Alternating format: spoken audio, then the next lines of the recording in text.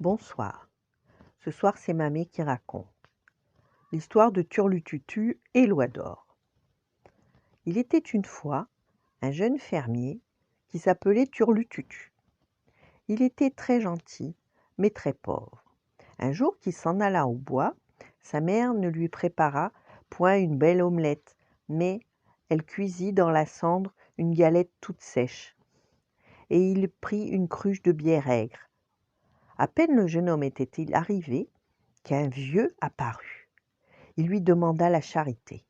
Le brave Turlututu lui répondit gentiment : « Prenez, à la grâce de Dieu, tout ce que vous voudrez, mais vous ne ferez pas grand régal. Je n'ai qu'une galette sèche et un peu de bière aigre. » Mais quand il ouvrit sa besace, il y trouva la plus baveuse des omelettes et le vin le plus doux.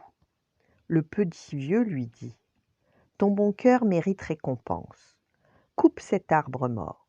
Ce que tu y trouveras, emporte-le avec toi et pars à l'aventure.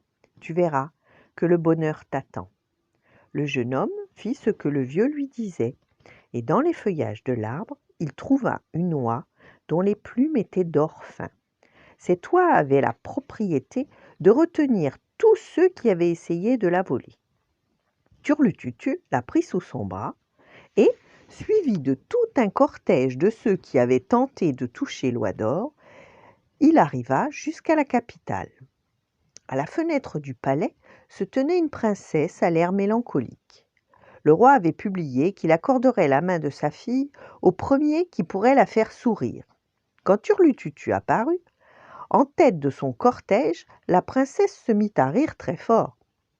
Mais le roi se sentait fort embarrassé.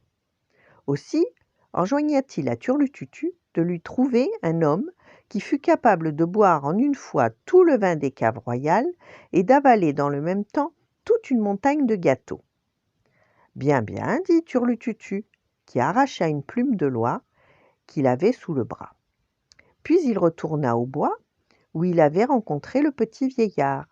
Comptant sur son aide, il remit l'oie à sa place et où il l'avait trouvée, et alors surgit un gaillard rond comme une barrique qui dit : « Je sais ce que tu cherches et je t'aiderai bien volontiers. Au petit matin, je n'ai mangé que 10 bœufs et je n'ai bu que 10 tonneaux de vin. Je me sens en appétit. » Ils retournèrent ensemble à la ville royale et le gros homme attaqua nourriture et boisson. Il mangeait, et le roi se hâta de promettre sa fille à Turlututu, de crainte qu'il ne dévorât tout le royaume. À cet instant, l'homme barrique reprit l'apparence du petit vieillard, bénit le jeune homme et disparut.